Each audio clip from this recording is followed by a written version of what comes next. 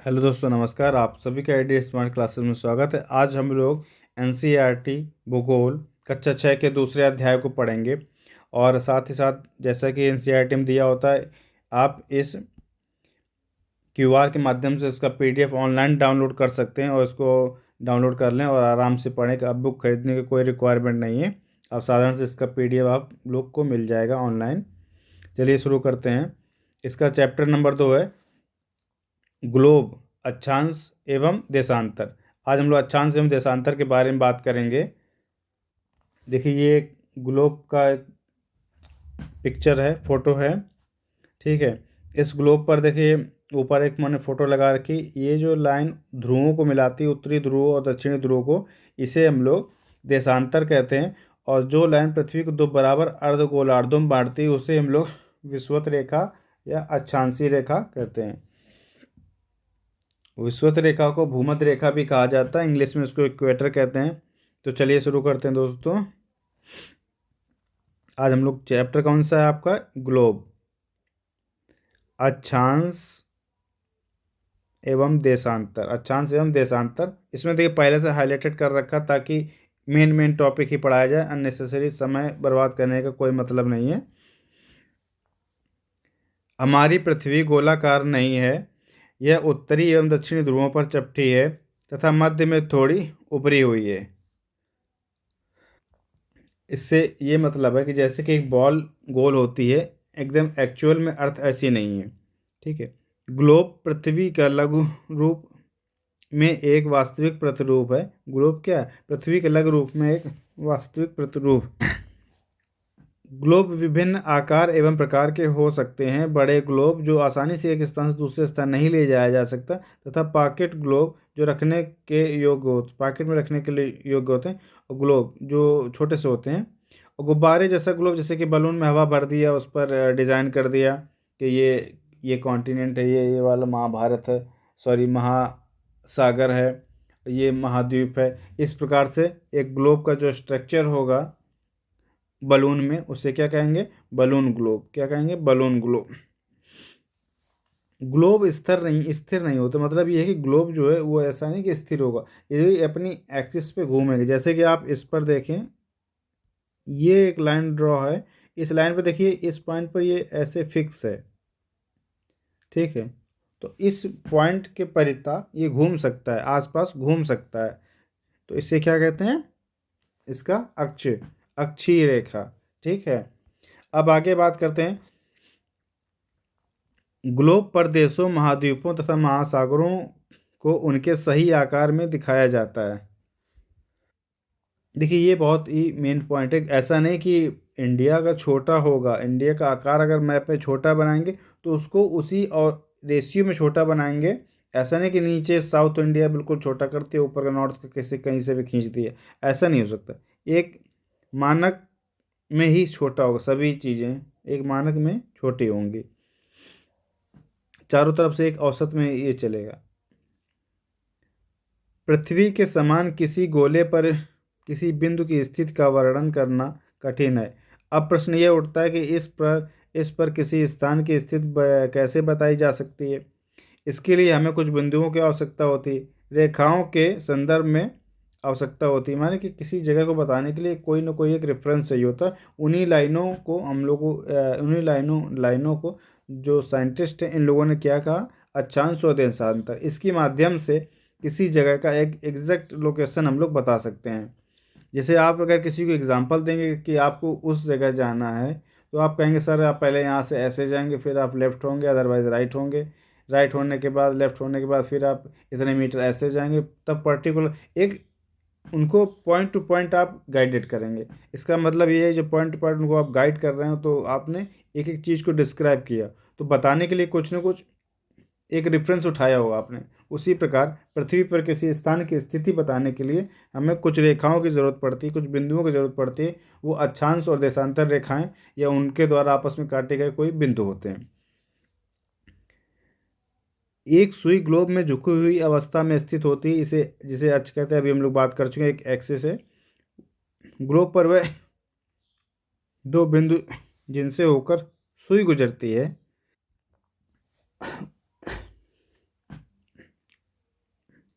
उन्हें ध्रुव कहा जाता है। आइए एक बार ग्लोब पर देख ही लेते हैं।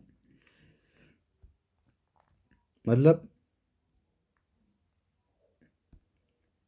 ये जो एक्सिस है जिन बिंदुओं से होकर गई है ये ध्रुव है, north pole and south pole.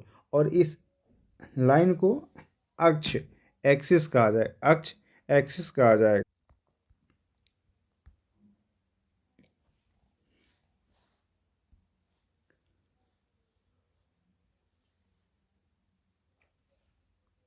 Globe पर दो बिंदुओं से होकर जो गुजरती है उसे क्या कहते हैं?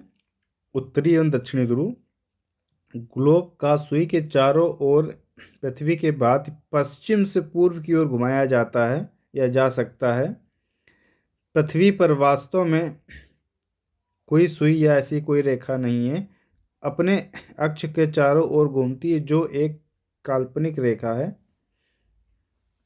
इस बात से क्या पता चला कि पृथ्वी जो घूम रही है, पृथ्वी का जो घूमने का जो डायरेक्शन ऐसे पश्चिम, यूं मतलब पश्चिम से पूर्व की ओर, पश्चिम से पूर्व की ओर, पश्चिम से पूर्व की ओर घूमेगी। अर्थात सूर्य सबसे पहले अरुणाचल प्रदेश राज्य में नजर आएगा और सबसे अंत में भारत देश में गुजरात में।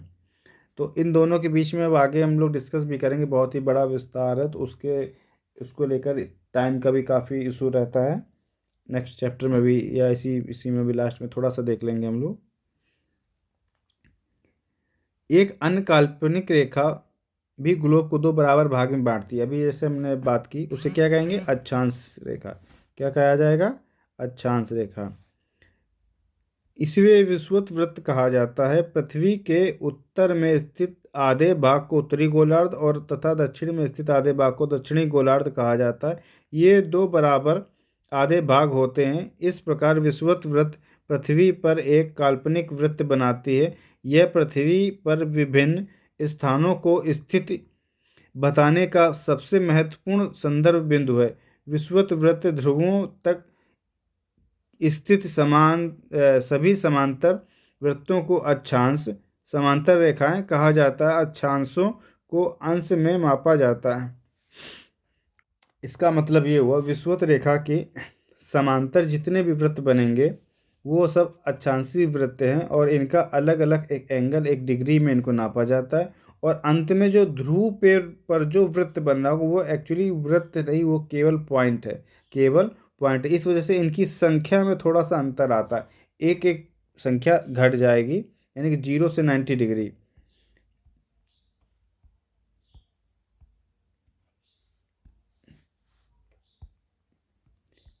जीरो से 90 डिग्री तो टोटल 90 होने चाहिए। ठीक है, अब होगा क्या, यानी कि 1 degree, 2 degree, 3 degree dot dot करके 90 तक जब पहुंचेंगे तो 90 वाला एक्चुअली कोई वृत्त नहीं, वो केवल पॉइंट है, बिंदु है, बिंदु। इसका मतलब इस एरिया में ऊपर उत्तरी गोलार्ध में हमें कितने लाइन्स मिली? 89 डिग्री, यानी कि 18 लाइन अक्षांशी लाइन्स मिली, रेखाएं मिली, वृत्त मिले। इसी प्रकार सेम 89 हमें, ये हो गया आपका नॉर्थ में, ये हो गया साउथ में, साउथ में मिलेंगे। तो नंबर, टोटल नंबर इनका कितना हुआ? 8, 8 और 17। ठीक, इसके बाद एक लाइन और है, वो है 0 डिग्री की, तो वो इसमें ऐड हो जाएगी। इस प्रकार 179 लाइन्स टोटल हैं, 179 लाइन्स हैं। ठीक है, तो अब आगे हम बात करते हैं अपने, फिर उस बिंदु पर आते हैं, पॉइंट पर। वो है विषुवत वृत्त शून्य अंश अक्षांश को दर्शाती है। चूंकि विषुवत वृत्त से दोनों तरफ ध्रुवों के बीच की दूरी पृथ्वी को चारों ओर वृत्त का एक चौथाई है, अतः आप इसे 360 डिग्री का एक चौथाई यानी 90 डिग्री, जो भी बात की हम लोगों ने, इस प्रकार 90 अंश और उत्तरी अक्षांश और ध्रुव को दर्शाता तथा 90 अंश दक्षिणी अक्षांश दक्षिणी ध्रुव को दर्शाता है। विषुवत वृत्त के उत्तर की सभी समांतर रेखाओं को उत्तरी अक्षांश कहा जाता है तथा विषुवत वृत्त के दक्षिणी में स्थित सभी समांतर रेखाओं को दक्षिणी अक्षांश कहा जाता है। अक्षांश के मान के साथ उसकी दिशा यानी उत्तर दक्षिण को भी लिखा जाता है। बिना लिखे हम जानेंगे कैसे कि किस हेमिस्फीयर या किस गोलार्ध में। जैसे उदाहरण के लिए बात करते हैं, महाराष्ट्र में चंद्रपुर एवं ब्राज़ील, दक्षिणी अमेरिका में जो है ये बेलो बेलो हॉर्जेंटो, देखिए महाराष्ट्र में चंद्रपुर और ब्राज़ील दक्षिणी अमेरिका का जो एक देश है, दक्षिणी अमेरिका के देश, उसकी एक जगह है बेलो हॉर्जेंटो, बेलो हॉरिजॉन्टो। तो इस जगह का जो अक्षांश है वो कितना है, दोनों ही एक ही अक्षांश पर है, मतलब 20 डिग्री पर स्थित है। लेकिन चंद्रपुर विषुवत वृत्त के 20 डिग्री उत्तर में एवं बेलो हॉरिजॉन्टो जो है वो विषुवत रेखा के 20 डिग्री दक्षिण में स्थित है। देखिए अक्षांश एक ही है, एक ये ऐसे उत्तर में होगा और दूसरा ऐसे दक्षिण में होगा।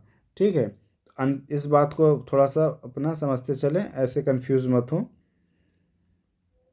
इसलिए हम कह सकते हैं चंद्रपुर 20 डिग्री उत्तर अक्षांश पर है और बेलो हॉरिजॉन्टो जो है 20 डिग्री दक्षिण पर है। ठीक है, जैसे जैसे हम विषुवत वृत्त की से दूर जाते हैं अक्षांशों का आकार घटता जाता है, लेकिन इनके डिग्री का मान बढ़ता जाता है। देखिए यहाँ पे 0 डिग्री है, जैसे जैसे ऊपर जाएंगे इनके डिग्री का मान घट रहा है, पर इनका जो ये डिस्टेंस है ये कम हो रहा है। ये देखिए ये अब यहाँ पर लंबाई ये कम हो रही है, जैसे जैसे आर्क पॉइंट पर एकदम 0 हो जाएगा। इसी प्रकार ऐसे ये दक्षिण में भी होता है। ऐसे जैसे जैसे हम इधर बढ़ते जाएंगे ध्रुव की तरफ, इनका जो लंबाई है कम होती जाएगी। समझ में आया? अब बात करते हैं आगे, थोड़ा सा इसको इरेज करते हैं, आगे भी काम आएगा बताने में। महत्वपूर्ण अक्षांश कौन कौन से हैं इनका ध्यान रखें। विषुवत रेखा 0 डिग्री, उत्तरी ध्रुव 90 डिग्री उत्तर तथा दक्षिणी ध्रुव जो है 90 डिग्री दक्षिण के अतिरिक्त 4 महत्वपूर्ण समांतर रेखाएं और भी हैं, उनके बारे में अब थोड़ा सा हम लोग जान लें कौन कौन सी हैं। चलिए मैप में पहले बता देते हैं आपको। कर्क रेखा उत्तर में, मकर रेखा दक्षिण में 23.5 डिग्री मान बराबर पर उत्तर और दक्षिण से अलग अलग। दूसरी उत्तर ध्रुव वृत्त 66.5 डिग्री सेम, दक्षिण ध्रुव वृत्त 66.5 डिग्री साउथ, ऊपर नॉर्थ नीचे साउथ। ये 4 महत्वपूर्ण और अक्षांश हैं। अब हम चलते हैं आगे।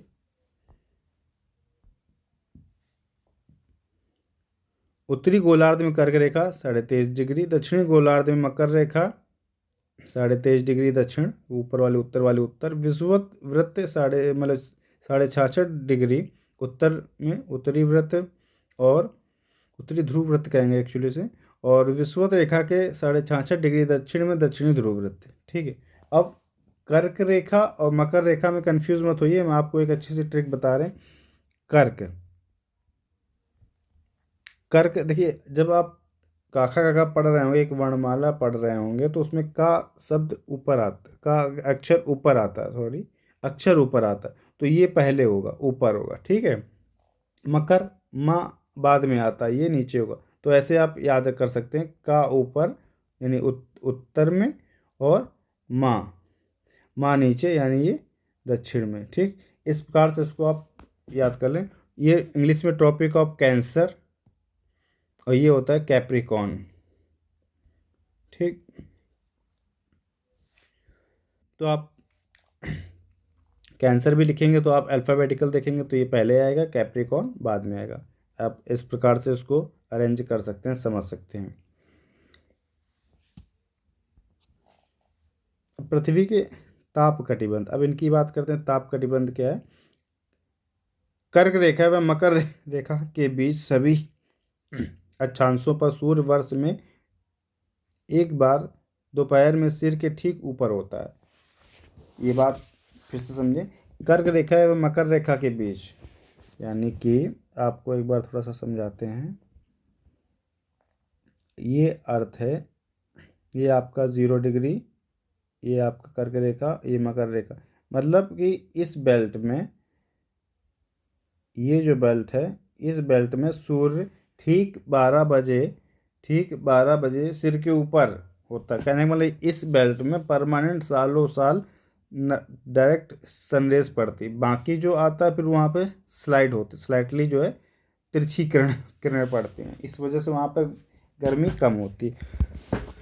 यही कारण कि इस बेल्ट में रहने वाले जो लोग हैं उन देशों के, वो उतना गर्मी को महसूस नहीं करते और उनका कलर भी फेयर होता है, गोरे होते हैं। अमेरिका वासी इसीलिए गोरे, इंग्लैंड वासी इसीलिए गोरे हैं, ऑस्ट्रेलिया वाले इसीलिए गोरे हैं।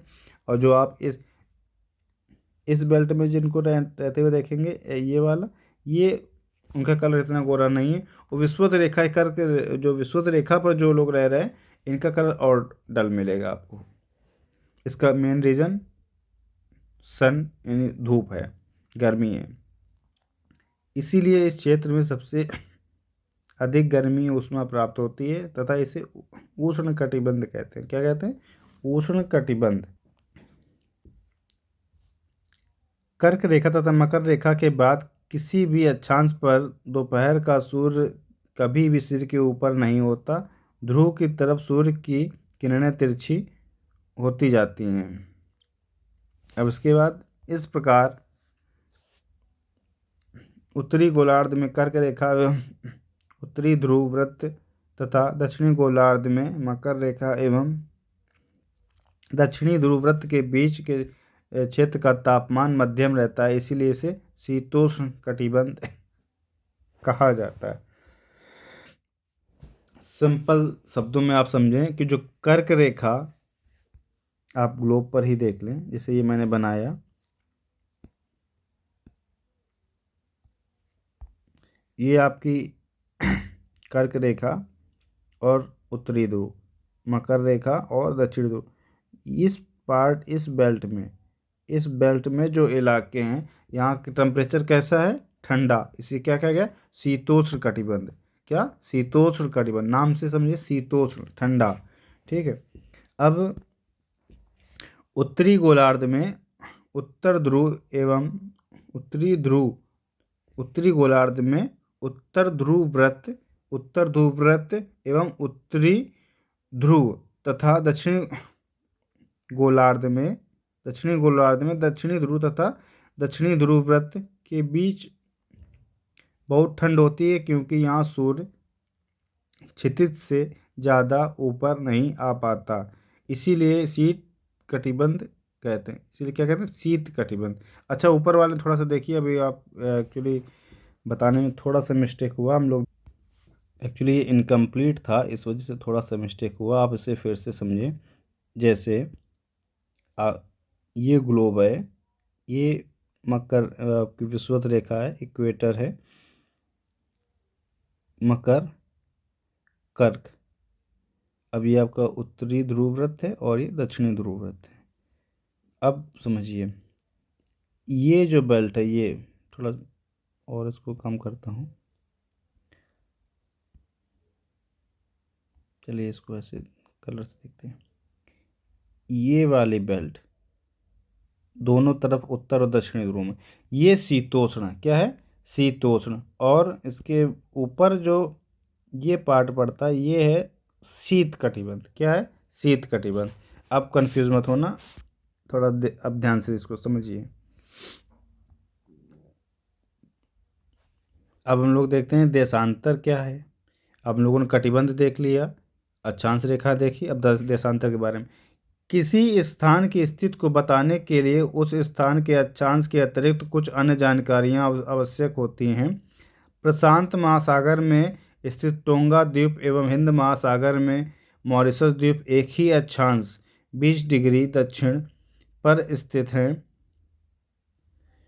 उनकी सही स्थिति को जानने के लिए यह पता करना होगा कि उत्तरी ध्रुव को दक्षिणी ध्रुव से जोड़ने वाली संदर्भ रेखा से पूर्व या पश्चिम की ओर इन स्थानों की दूरी कितनी है। ठीक, मतलब ये हुआ, ये देखिए अक्षांश की बात की गई, अभी तो एक ही अक्षांश पर है।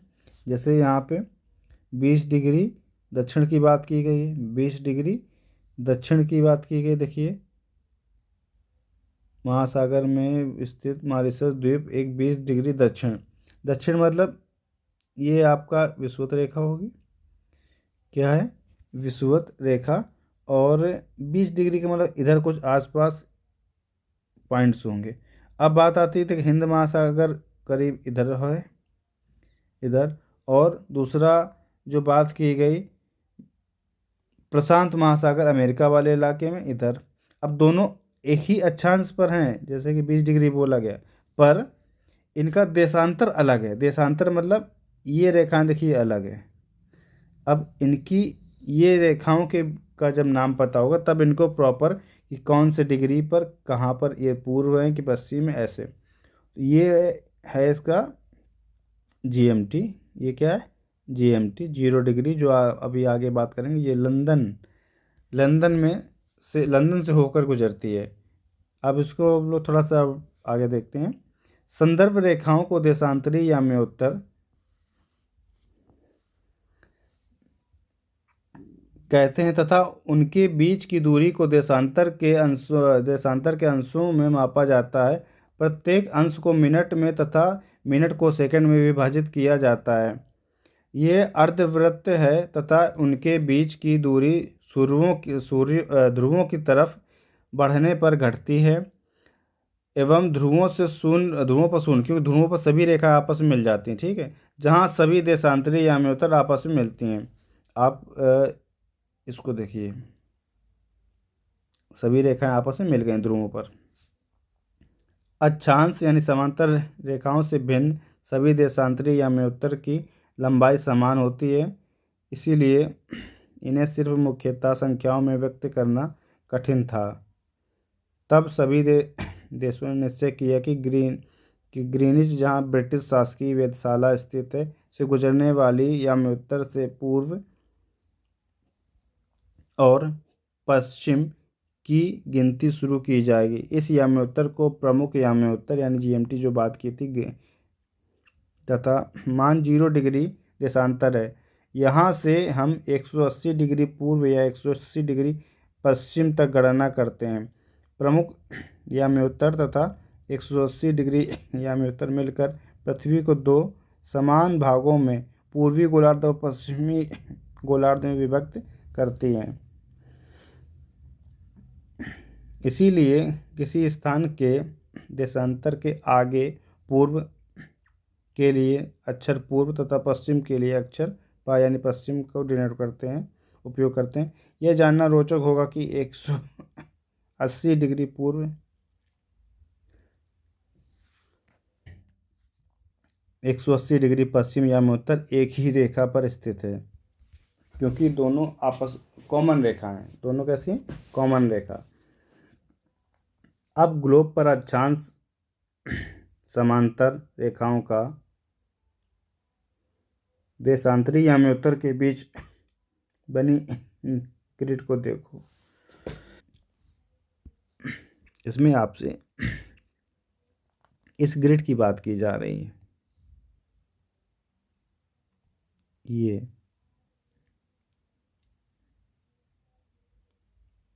ये अक्षांशीय रेखाएं हैं और ये देशांतर रेखाएं। इस प्रकार से इस ग्रिड की हम बात कर रहे हैं। आपको किसी स्थान के अक्षांश एवं देशांतर की सही जानकारी हो तो ग्लोब पर आप उस स्थान का पता आसानी से लगा सकते हैं। उदाहरण के लिए असम में, इस एग्जाम्पल को हम लोग फिर से एक बार देखते हैं। एग्जाम्पल है, असम में धुबरी 26 डिग्री उत्तर अक्षांश एवं 90 डिग्री पूर्वी देशांतर पर स्थित है। अब उस बिंदु को देखें जो दोनों रेखाओं को एक दूसरे को काटती है। यह बिंदु धुबरी की सही स्थित होगा। देखिए मैप में आप एटलस में इस चीज़ को एक बार फाइंड करें। दूसरी बात, जैसे इसमें इस स्थान के बारे में बोला गया, तो ये स्थान हमारे लिए इस परिपेक्ष से बड़ा इंपॉर्टेंट हो जाता है कि एनसीईआरटी में दिया हुआ स्थान है और कोई भी एग्जामिनर कभी भी उठा के सीधा पूछ देगा। इसलिए इस पर दिए गए कोई भी स्थान, कोई नदी, कोई झील, कुछ भी हो, एक एक शब्द एनसीईआरटी के बहुत इंपॉर्टेंट है। Please don't forget to read. इनको याद भी बहुत अच्छे से रखें।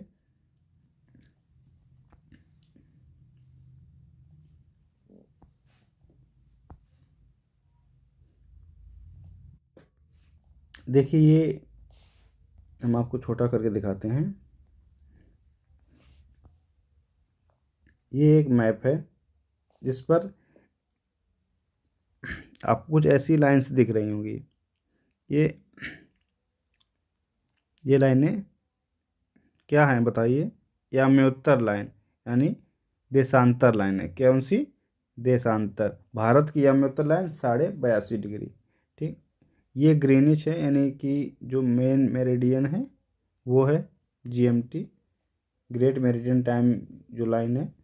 इसी से लेफ़्ट राइट यानी पूर्व और पश्चिम को जाकर हम लोग टाइम डिसाइड करते हैं। अगर हम लोग राइट साइड जाएंगे पूर्व की तरफ टाइम बढ़ेगा, और यही अगर हम लोग लेफ़्ट साइड जाएंगे वेस्ट की तरफ तो टाइम घटेगा। इसके बारे में चलिए अब आगे बात करते हैं। देशांतर और समय। समय को मापने का सबसे अच्छा साधन पृथ्वी, चंद्रमा एवं ग्रहों की गति है। पहले के लोग इसी से करते थे, पूर्वज जो थे उनके पास घड़ी तो थी नहीं। सूर्योदय एवं सूर्यास्त प्रतिदिन होता है, अतः स्वाभाविक है कि यह पूरे विश्व में समय निर्धारण तथा सबसे अच्छा साधन है इसको समय को मापने का, क्योंकि सूर्यास्त भी सब जगह होगा और सूर्य अस्त भी सब जगह होगा। स्थानीय समय का अनुमान सूर्य के द्वारा बनने वाली परछाई से लगाया जा सकता है, जो दोपहर सबसे छोटी एवं सूर्योदय तथा सूर्यास्त के समय सबसे लंबी होती है। क्योंकि दोपहर के समय सूर्य ठीक ऊपर होता तो उस समय परछाई बिल्कुल छोटी बनेगी, और जैसे जैसे सूर्य नीचे यानी कि अस्त होगा या सूर्योदय होगा उस कंडीशन में परछाई लंबी बनेगी।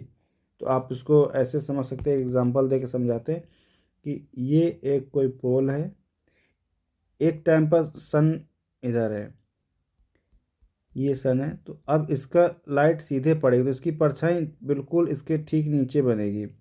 थोड़ी देर बाद सन के लोकेशन ये हो गई। अब इसी की परछाई, क्योंकि सन रेज ऐसे पड़ेंगे तो परछाई कुछ ऐसे ऐसे ये जाएगी। जैसे जैसे नीचे आएगा तो ये परछाई ऐसे आगे ऐसे बढ़ती जाएगी, इसकी लंबाई बढ़ती है। कहने को सूर्य अस्त हो या सूर्योदय हो, दोनों कंडीशन में परछाई वहाँ से लंबी और फिर दोपहर के टाइम आते आते घटती जाती है। ग्रीनिच पर स्थित प्रमुख याम्योत्तर पर सूर्य जिस समय आकाश सबसे ऊंचे बिंदु पर होगा उस समय याम्योत्तर पर स्थित सभी स्थानों पर दोपहर होगी। मतलब इस बात का ये है कि जैसे ये ग्लोब है और इस ग्लोब पर ये लाइन याम्योत्तर है, तो तो इस समय याम्योत्तर पर जितने भी देश यहाँ इधर इधर ऐसे होंगे इन सब जगह दोपहर होगी एक टाइम पर। बात समझ में आई? जैसे हम याम्योत्तर चेंज कर देंगे दोपहर का टाइम यहाँ पर चेंज हो जाएगा, इधर आ जाएंगे तो इधर भी टाइम चेंज हो जाएगा। क्लियर? क्योंकि पृथ्वी से पूर्व की ओर चक्कर पृथ्वी जो है पश्चिम से पूर्व के चक्कर लगाती, अतः वे स्थान जो ग्रीनिच के पूर्व में हैं उनका समय ग्रीनिच समय से आगे होगा तथा जो पश्चिम में उनका समय पीछे होगा। समय के अंतर की दर गणना निम्नलिखित विधि से की जाती है। पृथ्वी 24 घंटे में अपने अक्ष पर 360 डिग्री घूम जाती है, अर्थात वह 1 घंटे में 15 डिग्री, और तो फिर 4 मिनट में 1 डिग्री घूमती। 1 घंटे में 15 डिग्री तो 4 मिनट में 1 डिग्री। इस प्रकार जब ग्रीनिच में दोपहर 12 बजते हैं तब ग्रीनिच से 15 डिग्री पूर्व का जो टाइम होगा वो 60 मिनट का होगा, अर्थात 1 घंटा। तो ग्रीनिच के समय से 1 घंटा आगे अगर वही पश्चिम की बात करें तो 1 घंटा वो पीछे हो जाएगा। वहाँ दोपहर 1 बजा तो बजा है तो ग्रीनिच से 15 डिग्री पश्चिम का समय 1 घंटा पीछे होगा, यानी वहाँ पर सुबह सुबह के 11 बजे होंगे। अब एक दिया था तो 12 बज जाएंगे, मतलब 1 घंटा पश्चिम में पीछे और पूर्व में 1 घंटा आगे। इसको 12 कर लीजिए, कन्फ्यूज़न ख़त्म हो जाएगा, मैंने कर दिया ऑलरेडी। इसी प्रकार जब ग्रीनिच पर दोपहर 12 बजे होंगे तो उसी समय 180 डिग्री पर मध्य रात्रि होगी, मतलब 12 घंटे हो चुके होंगे। मतलब आप देखिए 12 180 डिग्री जाते जाते कैलकुलेट करिए, पूरे 12 घंटे हो जाएंगे, क्योंकि 180 1 घंटे में 15 डिग्री घूम रहा है, 1 घंटे में 15 तो आप कैलकुलेशन करिए ज़रा, 180 डिवाइड बाई 15, तो ये जाएगा 1, और यहाँ 3 और 2 टाइम्स कितने, 12 घंटे। 12 घंटे लगेंगे, मतलब 180 डिग्री पर जब यहाँ दोपहर होगी तो वहाँ आपके रात के 12 बज जाएंगे। किसी भी स्थान पर जब सूर्य आकाश में सब अपने उच्चतम बिंदु पर होता है, तब उसी समय घड़ी में कब 12 बजते हैं, तो उसी समय कब बजते हैं, 12। इस प्रकार घड़ी के द्वारा दिखाया गया समय उस समय का स्थानीय समय होगा। आप देख सकते हैं कि दिए गए देशांतरी जो याम्योत्तर हैं, सभी स्थानों का स्थानीय समय समान है। सभी स्थानों का समान समय, एक याम्योत्तर पे। अब फिर से समझिए, जैसे ये ग्लोब है, एक याम्योत्तर ये, एक ये। तो यहाँ पर अगर 12 बजे होंगे, तो इस याम्योत्तर पढ़ने वाले सभी देशों में 12 बजेगा। यहाँ पर अगर 10 बजा होगा तो इस पर पढ़ने वाले सभी देशों में 10 बजेगा। यहाँ अगर 11 बजा होगा तो यहाँ इस याम्योत्तर पढ़ने वाले सभी देशों में 11 बजेगा। तो समय डिसाइड करता है याम्योत्तर लाइन। ओके ओके, चलो अब आगे। इस प्रकार हमने इस चैप्टर के सभी बिंदुओं को पढ़ा। अब आगे देखिए, इसमें कुछ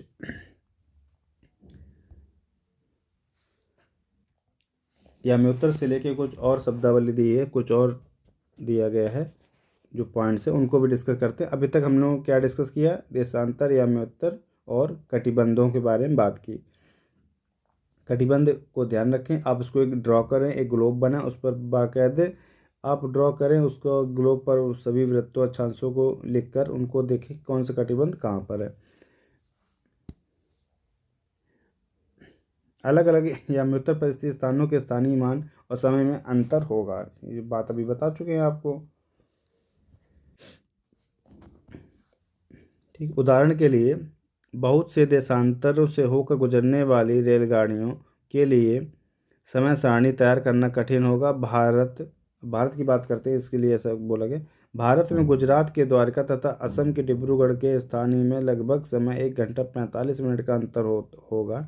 इसीलिए यह आवश्यक है कि देश के मध्य भाग से एक याम्योत्तर रेखा स्थित की जाए। इस प्रकार से देश का मानक समय जो माना जाएगा वो सब पूरे देश में एक ही माना जाएगा, क्योंकि इसका ऐसा जो विस्तार है पूरब से पश्चिम, देखिए कितना विस्तार है। तो भारत की जो मानक समय रेखा कितनी, 82.5 डिग्री, देखिए इस भारत के ठीक बीचों बीच से होकर जाती है। इस प्रकार यानी कि ये इस याम्योत्तर रेखा के स्थानीय मान को पूरे देश में मानक समय मान माना जाता है। भारत में 82.5 डिग्री पूर्व को मानक याम्योत्तर समय माना गया है। इस याम्योत्तर के स्थानीय समय को पूरे देश में मानक समय माना जाता है। इसे भारतीय मानक समय के नाम से जाना जाता है, इंडियन स्टैंडर्ड टाइम। क्या, इंडियन स्टैंडर्ड टाइम, इंग्लिश में क्या कहेंगे, इंडियन स्टैंडर्ड टाइम। इंडियन, और कितना जीएमटी से कितना आगे है, जीएमटी से +5:30 5.5 घंटे हम लोग ग्रीनिच टाइम से आगे, इंग्लैंड से आगे। कहने के मतलब अगर इंग्लैंड में दोपहर के 12 बजे होंगे तो उस समय हमारे यहाँ क्या टाइम होगा, आप उस पर ऐड कर लीजिए। भाई जब हमारे यहाँ दोपहर होगा तो वो हमसे 5.5 घंटे पीछे होंगे। क्लियर।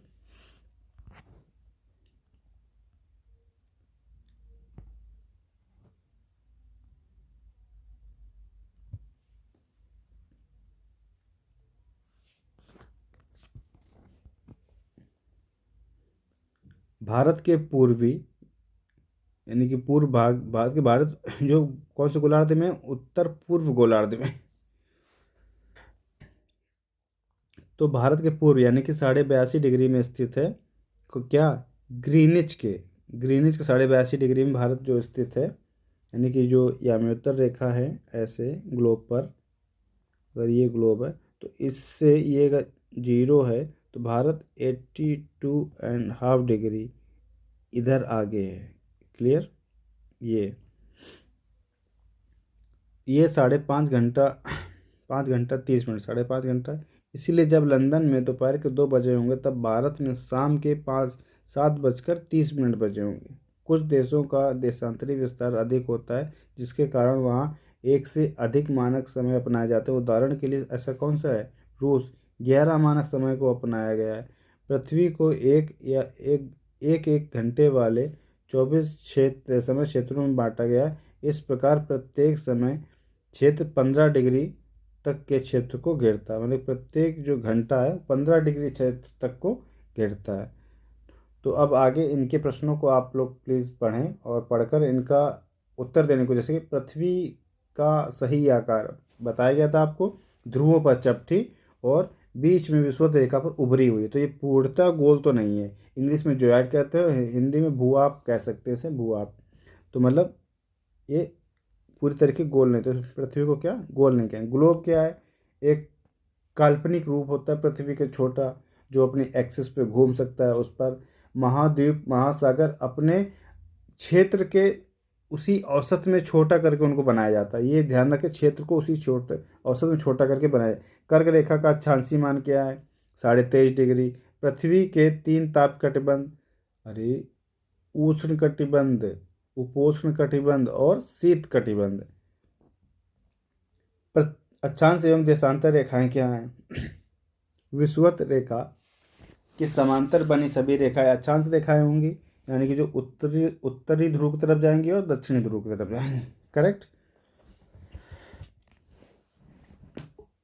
मतलब जैसे कि ये आप अर्थ है, ये विषुवत रेखा, इसके समांतर जितनी भी रेखाएं होंगी वो अक्षांशीय रेखाएं। ठीक।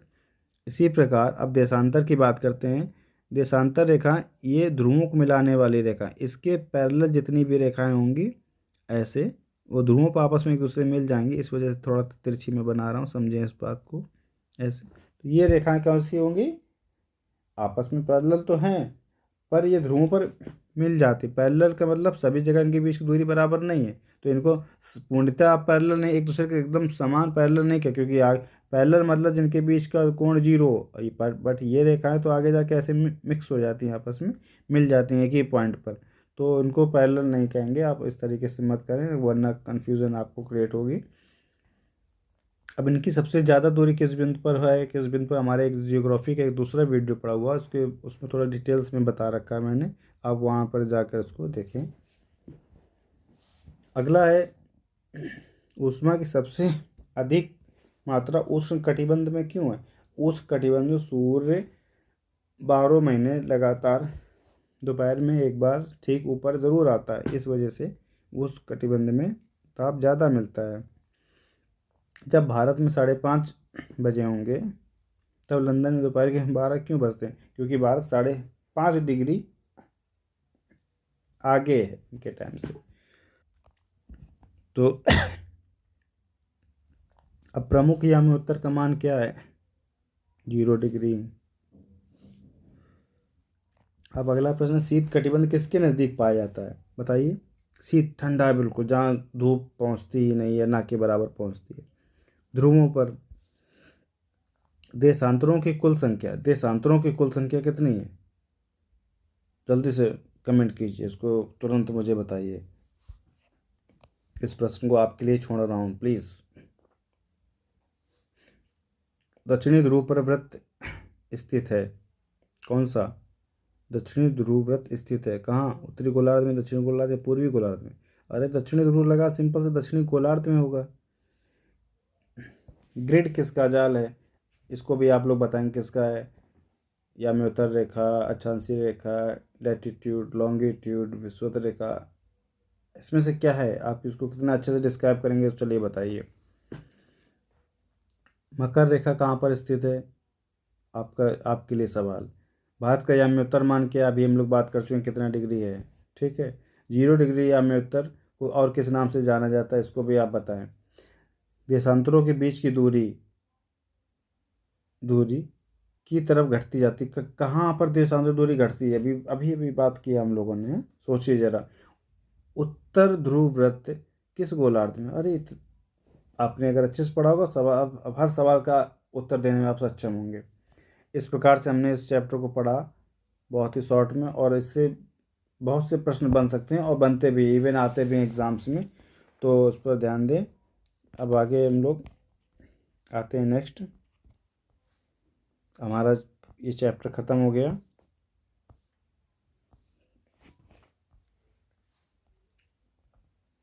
तो फिर बहुत बहुत धन्यवाद दोस्तों आप सभी को। Thank you for watching. Please like subscribe and share. Please like subscribe and share my YouTube channel. आपको अच्छा लगा तो ज़रूर इसको शेयर करें, और कुछ नया पढ़ना हो तो कमेंट करके बताएं। आपको ज़रूर उसका वीडियो दिया जाएगा, और यूट्यूब के माध्यम से मैं सबको फ्री एजुकेशन दे रहा हूँ, और इसमें